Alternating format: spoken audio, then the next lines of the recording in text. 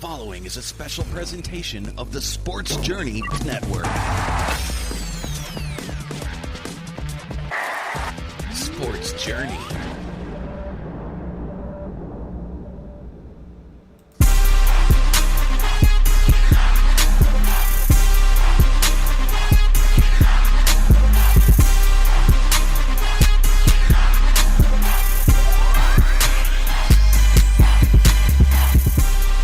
Welcome, ladies and gentlemen, to the breakdown, and we are back. Finally, football is here, and we're talking all things Washington Commanders. And I tell you, it's been interesting. But you know what? We can't discuss this without my great host, Carita Parks. She's so busy. We finally got a chance to get a hold of her. And here she is. I am here live and in the flesh. Yes, it's been busy, but I always got to make time for this show. DJ stays on me, so I appreciate it because sometimes I get caught up. And it's like, yeah, let's do it. The boss works hard. There's a lot of stuff out there, ladies and gentlemen, so make sure you go check it out. But we talk about the Commanders this past weekend as they won against the Jacksonville Jaguars, 28-22. They had the ball for 32 minutes and 57 seconds. You had Carson Wentz throw for 313, 4 touchdowns, those 2 picks. He was 27 of 41. What are your first initial thoughts of this particular win for the Commanders? Well, I definitely think they needed that win, especially with Carson Wentz, this being his first game as a Washington Commander, and just for overall morale, and even for the fans, absolutely, it's been rough. So that first win at home was very necessary. However, I do think I saw some things that, for me, still need some work.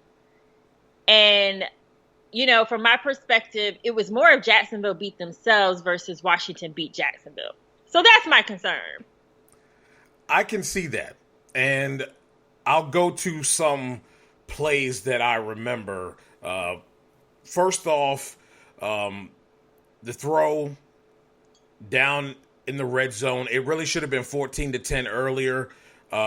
Travis Etienne has the ball and basically knocks it out of his own hands. Yeah. And really had a clear touchdown there. I believe there was a play before that where Fuller, who a lot was trailing, he had the corner of the end zone throw. I believe that Trevor Lawrence was a little bit affected by the pressure and had to throw it early, but it was an inaccurate throw. If it's a Pat Mahomes, name any good quarterback, and that's likely going to be a touchdown. So I do feel like defensively, although they did get a lot of pressure, there were a lot of mistakes by Jacksonville. A lot. Oh, yeah, there were a lot of mistakes. And to your point about the red zone, Jacksonville was in the red zone 3 times that I can remember in the first half. If they were able to capitalize on those times in the end zone, it would have been 21 points on their end. And so that's where my concern is, in the sense of, from the perspective of Washington, our defense allowed them to be in the end zone 3 times in that first half. Absolutely. It's just that Jacksonville couldn't capitalize on it.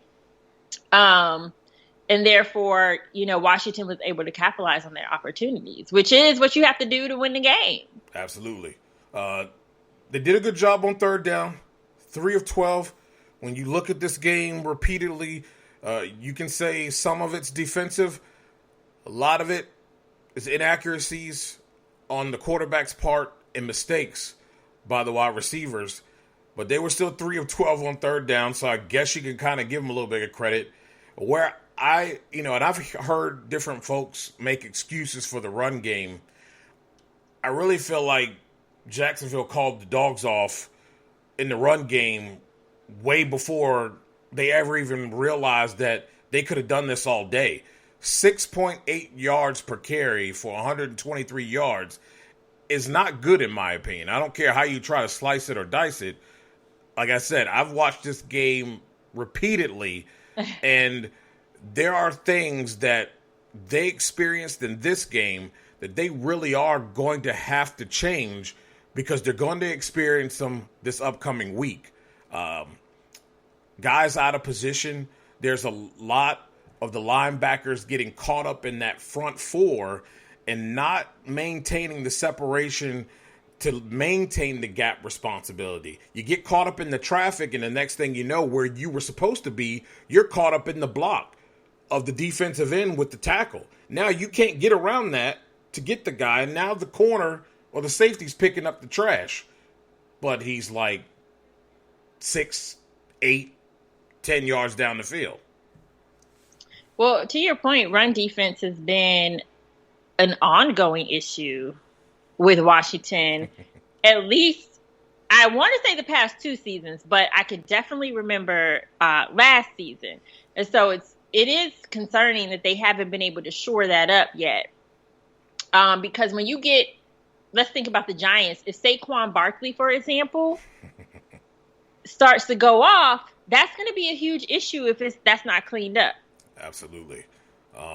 And their upcoming opponent that we will talk about, it's not going to get any easier. I thought Travis was handcuffed by his own coaching staff. He had 4 carries for 47 yards. You had Robinson had 11 for 61, but both of them could have had way more yards. There were yards to be had with the way they were running the football. Jacksonville did a lot of things that what we're going to see in this upcoming game. And they have to be corrected. Davis, I don't know if this is a scheme thing or what, but the offense did a good job of putting him out on an island. He had to cover running backs and wide receivers at times. Now, he has great speed, but man, he was getting baked out there. And that's on tape now. Jamin Davis, right? Yes. Yeah. Yeah, and Jack Del Rio actually said in his comments this week that he has to play better. And, for a first-round draft pick, it's kind of like, at this point, he's got to do better. Absolutely. In the preseason, I saw some improvement, but obviously regular season is completely different, and we saw that kind of did not translate. So I'm hoping in this next game that he's able to tighten up, because that's just unacceptable at this point. It is. And it adds to the woefulness that we saw in coverage. I'll bring up Fuller, who really, I don't think playing on the outside is where he's best. I think he's a better slot corner. He was caught like trailing and behind and playing catch up a lot during this game. He likes to play physical. I thought the penalties were a little ticky-tack, but I'm going to premise it with this. If this is the way that the referees are calling it, then you must make the adjustment. It's just that simple. You're not going to force them to change their mind, because that's how they're calling it. But he has to do better all around. I mean, he was caught out of position and getting flipped around and way away from the receiver, allowing big plays quite often in this game. And some of those were just simply missed by the quarterback, not because he was playing good defense. And that's what I mean.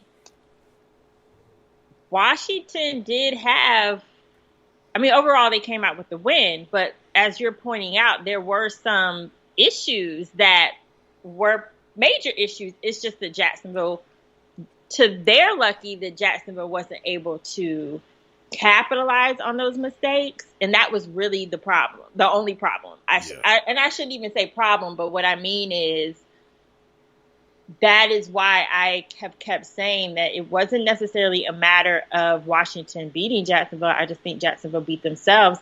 I wanted to see a stronger, I think, performance from Washington is really what I'm getting at. Right. That yes, they won, but I am still looking at the overall performance. I mean, in that third quarter, let me just put it like this. Washington came out at halftime. Jacksonville scored 19 unanswered points. 19 unanswered points. They did. After the first half, it's like Washington came out and they did not start strong in the second half at all. I felt that I thought they played better first half defense than they played in the second half defensively. Well, obviously. Offensively, I felt like Scott Turner took his foot off the gas because at the end of the day, the same stuff they were running in the first half would have been effective in the second half. Right. I mean, they had nothing for Washington's wide receiver corps. And they made Curtis Samuel look like a human joystick. I mean, he was juking people out of their souls out there. Oh, yeah. He was.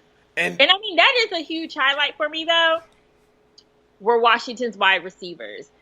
You know, if Carson Wentz can stay healthy, he is a guy that can make these wide receivers look good. You know, he could throw the deep ball. He could throw the short pass or whatever. But all of Washington's touchdowns were wide receiver touchdowns. Yes. And one from, no, Antonio Gibson did not get one that way. He did not get one. It was all wide receivers. I think he had a catch in the red zone, yes. But yeah, it wasn't a touchdown. But Curtis Samuel had a touchdown, Terry McLaurin, and then Jahan Dotson was out there killing it. Balling. Had 2 touchdowns. So it was just kind of nice because I feel like this is the type of wide receiver group they've been trying to get at. Yes. For the past couple of seasons. And you had Curtis Samuel hurt. It just wasn't working. Yeah. You didn't have the pieces. It was still just Terry McLaurin for the most part. Right. If you're a defense and you have to defend and you have all these wide receivers on the field, you have to defend them. Like, you don't know which one because they can all make plays. And so that's, for me, a positive that came out of the game. And, you know, a lot of people freaked out and I think went way overboard with the interceptions from Carson. I looked at this over and over and over again. The one interception was his fault for sure.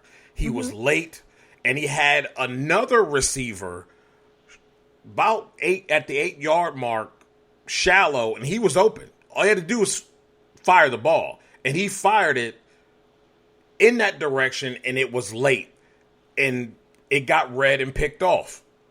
Okay, fine. The second pick, people making a big deal about on the screen, I don't agree with making a big deal out of it. I've watched it from several angles, and you cannot see the linebacker standing there. You can't see him. And I heard the announcer say, well, when you see the color flash, you can't throw that ball. He didn't see any color because there was no color there. What I did notice, he initially rushes with the offensive lineman and engages, and then he disengages and backs off. But he's still in the line of sight of the lineman, but they're not touching each other. Mm-hmm. And that's when Carson released it, he jumped in the lane. I don't think Carson could see him at all. So it was a great play by the linebacker to make, and his name escapes me right now. But the rookie made a play. Oh, I'm trying to remember too. It's like right there at the tip of the tongue. But I'm not going to. What I will say is everybody, was going to try to find a way to scrutinize Carson Wentz. Absolutely. And so, to your point, I think he did what had to be done. Aside from what he needed to do on the field. Was it Trayvon Walker, by the way? Yes, that's who it is. Yeah. Yes, Okay. it is. I was looking The at my Georgia notes guy. from the game, and I was like, I think that was Trayvon Walker. Yeah, that Yes. second pick. The pass was intended for Antonio Gibson. But anyway, what I was going to say is, outside from like what we saw on the field, something that I also thought was pretty interesting when I was listening to when I was at the post game press conference, and you kind of listened to Carson Wentz and how he was talking to his teammates and like the things that he was saying to his teammates. And what stood out to me is, it sounds like, from a leadership perspective, and I know there's been questions about Carson's leadership, but from what it sounded like and for what his teammates were saying, it sounds like he is a good leader in the huddle. And I just think for this team, that's something that they haven't had in a long time. Don't get me wrong, I know Taylor Heineke was the starter, but I think everybody knew that Taylor Heineke was like temporary, so to speak. Right. And so I do think that'll go a long way as the season progresses. Yeah. I have to say, watching this game too, I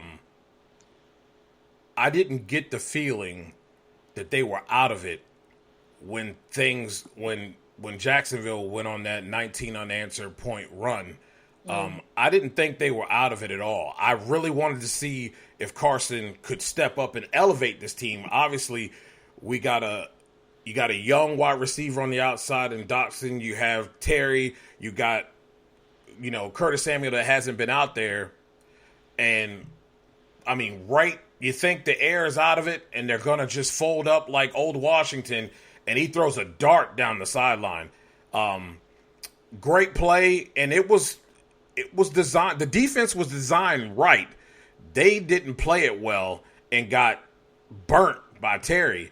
And that dart he threw for the second touchdown, I love Taylor, but he ain't doing that. He's not doing that at all. It takes a quarterback with some real moxie and a real quarterback, a real starter, to do that. So I do feel like they have a starting quarterback. It's just Turner just can't continue to get in the way. I need you, and I don't want to be too critical because I thought he called a pretty good game. And when you look across the league, every coordinator had a play that was like, what? You're running Wildcat wide. You're at the 45 on your end. You're nowhere near close to the end zone. What are you doing?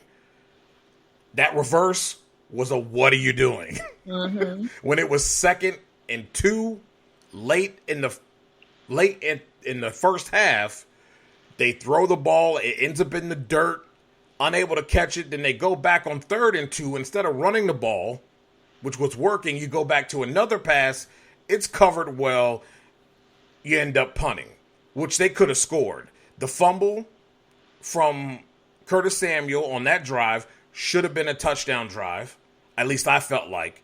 And then on that 2nd and 2, right at the end of the half, about 6 minutes left, somewhere around in there, that 2nd and 2 where they go and throw the ball twice and end up punting were two things where they could have been up 2 scores. Yeah. Before they got to the half. Got to do better in that department. For the most part, Scott called a good game. But like I said, he let his foot off the gas pedal. That 0 in the 3rd quarter pretty much proves that. And I mean, I will say, they did kind of break a couple records in that first game. They hadn't scored in their opening drive at home since September 12th, 2004. Insane. That was crazy to me. And then also, it was the first time that they scored like on their first 2 drives since 1991. Some amazing stuff. Really good for the franchise who just changed its name and all the things surrounding it. It needed to happen that way. So that was a good start. Definitely a good start. Well, we're going to go on to week 2 when we come back. They play the Detroit Lions at Ford Field. We'll tell you what we think about this game when we come back.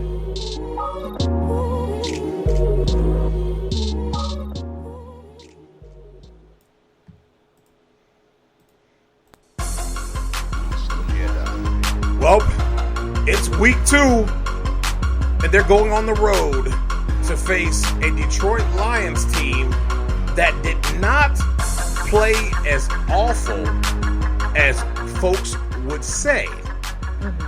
They scored 35 points in their game. They ran the ball or had a total offense of over, I believe, 400 yards. They allowed 455, but, they were very much in this game. The running game and the running attack was in full force. I believe Swift had 144 yards in the game. For defense, that is averaging 6.2, and I know people want me to overlook that, but I just can't. On the road in Detroit, what are some keys that you believe that have to be done if they want to win this game? Because this is not same old Detroit. It's not the same old Detroit. I think defense is going to be key here. Getting pressure on Jared Goff, which is quite possible because the Lions offensive line is struggling a little bit. So definitely getting pressure on the quarterback is going to be very key, I think, in this Lions game. Limited mistakes, and that's with any game, but limited mistakes because the way the Lions played last week, I think that they could capitalize on mistakes. I believe so. And to your point, it was a little surprising. Like, they held their own against the Eagles. So, limited mistakes, getting pressure on Jared Goff. And then I think once again, one thing I would like to see this week is the run game get involved a little more. Yes. I'm glad that the passing game is working out, but I want to see the run game a little more. I want to see a more balanced attack. I do too. I'll tell you some notes. I watched their game as well. There's some things that Jacksonville did that Detroit Lions do as well. What they like to do, they like to overload one side or the other of the line. In last week's game, it was on the right side. They either have a 2 tight end set, they're either in that single back set, or they'll overload one side with the wide receiver, and they're going to either run into that almost like a counter, or they're going to allow Swift to get outside. They're going to crash inside. They're going to gobble up your linebackers, and they're going to leave one-on-one for the wide receiver to clean up whatever. And Swift's going to be open field. He's shifty. He'll make someone miss.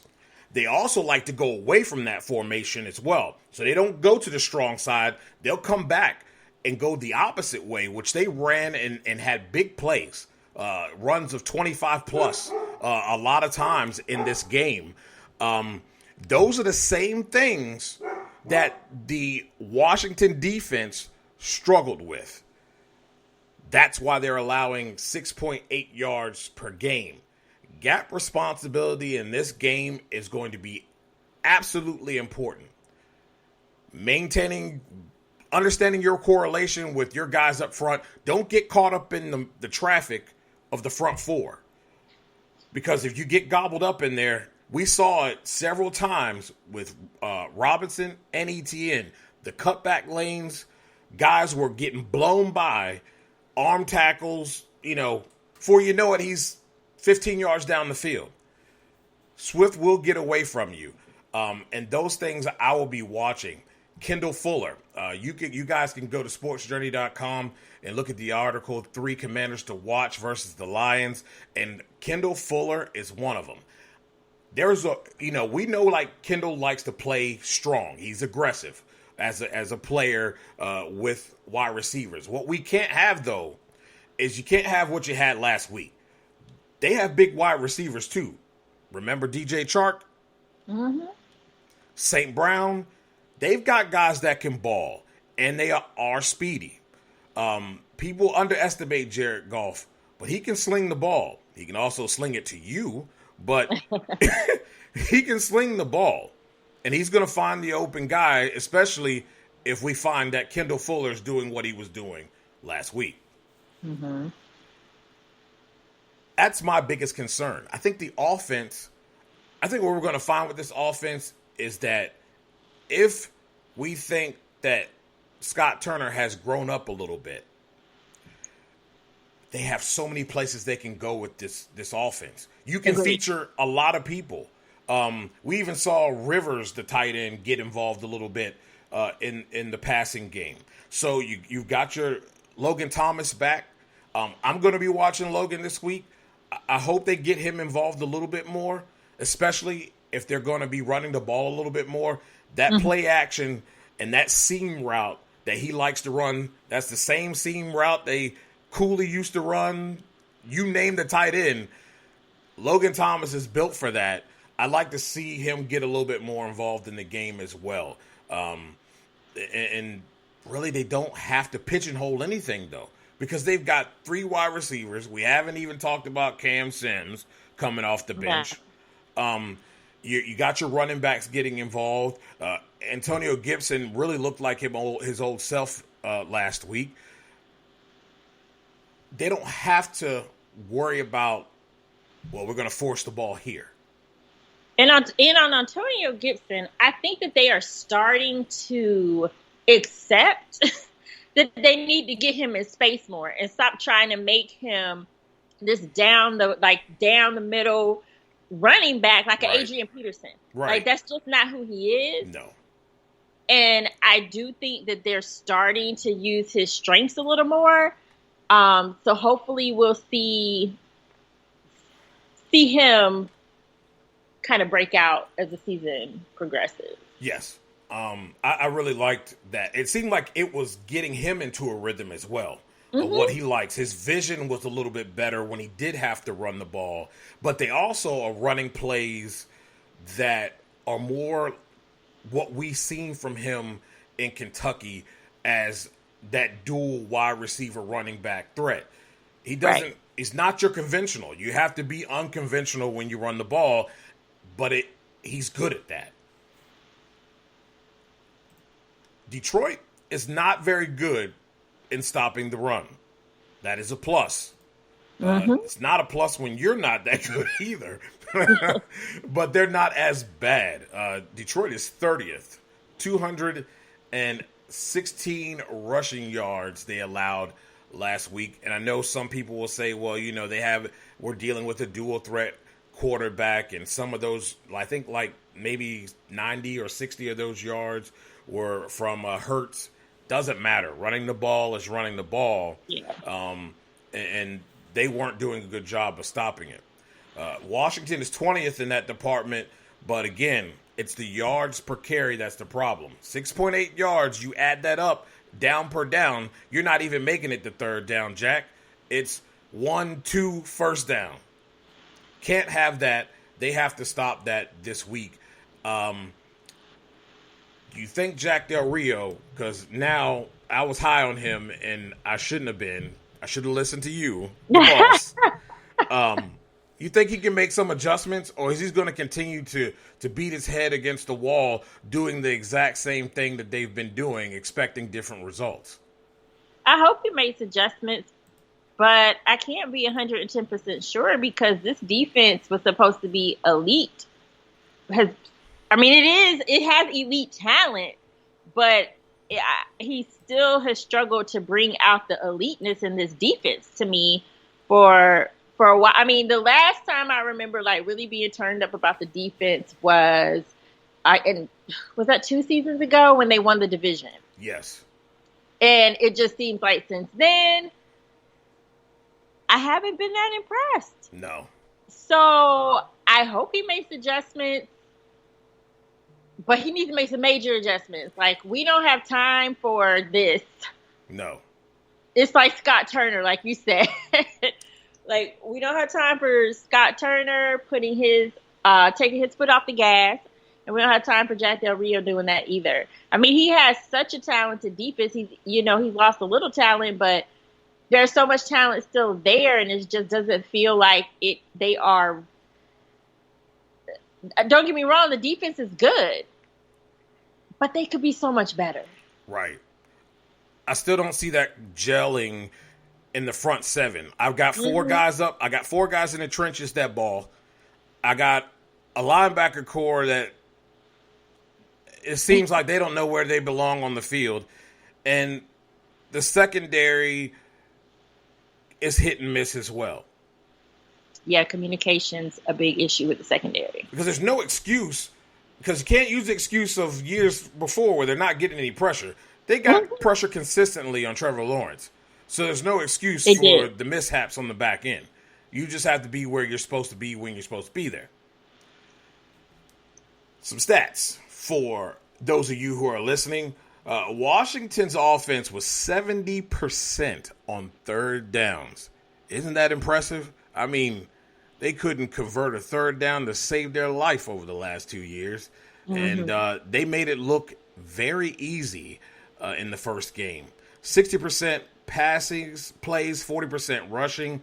As Carita said, she'd like to see that number go up a little bit more balance. I also understand they were taking what the defense was giving him. I do agree with doing what is working, which something they hadn't done in the last 2 years. They get away from what was working too quickly. They're 100% in the red zone, but so is Detroit. I'm going to go ahead and agree with you on this, Carita. That 25% third down for Washington's defense is a little deceiving because of the mistakes made by the young quarterback and his wide receivers. Huge problem on that end. Absolutely. 58%. Detroit's converting third downs. They're 80% in their defenses. That's pretty much it. I think this favors Washington. I'll go to you first. What do you feel? Did they win? What is the score? I will give them a win. Score. I think it's going to still be kind of close. I'm going to go like 24-28. It's a very evenly matched game to me. It is. So I'm going to go 24-28, but I still think Washington can pull it out. I'm going to go 31-24 Washington. Okay. I think you'll see Antonio Gibson get a touchdown. I think Carson will have 3 touchdowns. I don't know which receiver is going to do that. I feel sorry for you guys in fantasy. If you see my fantasy article, I have no wide receivers in it, okay? Because I'm not going to tell you in week 2 to go put Terry or Jahan and he goes somewhere else, okay? So you can't blame me. I did not say anything about receivers. But I do believe it will be close early. I think later on in the game, like we saw in the fourth quarter of this game, that's when they turn it up. They'll get to 31. Detroit's going to give them a run, though. I'm hoping that the run defense changes. I just don't see it just yet. Too early, and sometimes we see repeat mistakes for several weeks from this defense before it really gets corrected. But I do got them winning. And with that, that is all, ladies and gentlemen. Yes, Washington needs to be 2-0. They need to be 2-0 coming into this. How was the crowd there? Was it loud like it seemed on TV? It was funny, though, because I turned to somebody in the press box and I said, there's a lot of people here today. And he was like, well, on this level. So it was hard to see the levels above me. Right. But the levels I could see were packed. And they were loud. Yeah. And the energy was very positive. Like when I was going to the press conference room, the fans are coming out. Like where you're walking, you see the fans leaving. They were loud. They were cheering. They were like still hyped. So good energy at FedEx Field. Better than I've seen in a while. That's good. That's good to hear. Makes it easier for us who cover this team to do our jobs when you guys are happy. At least some of you are. Some of you will be Debbie Downers for forever, so whatever. Let everybody know what you're up to.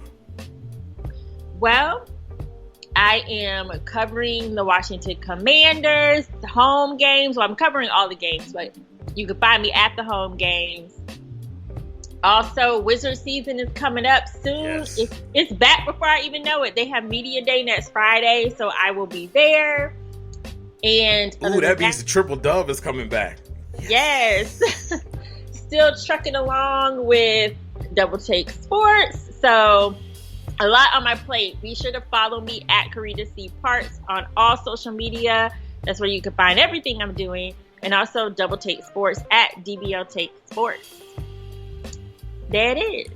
Yeah, please do that, guys. She's working really hard and putting out amazing stuff. I'm sure I forgot stuff, but you know. Yeah, you're doing so much, though. You're doing so much. Me, it's NHRA playoff season, and I've got an article up right now at sportsjourney.com. Check it out. Got some stuff up there. I'm covering the Commanders. And this show, The Breakdown. The Not Bland show is on pause right now. We may do a couple Twitter lives as the platform that we are on is upgrading. So they're going through an upgrade, and when we come back, we'll be coming back in full force with some really cool stuff, and it'll be available to everyone. So I'm excited about that. Well, for us here at The Breakdown, we appreciate you listening, and we'll be back after week 2 talking Washington Commanders again. Until then, enjoy. This is The Breakdown, a Sports Journey production.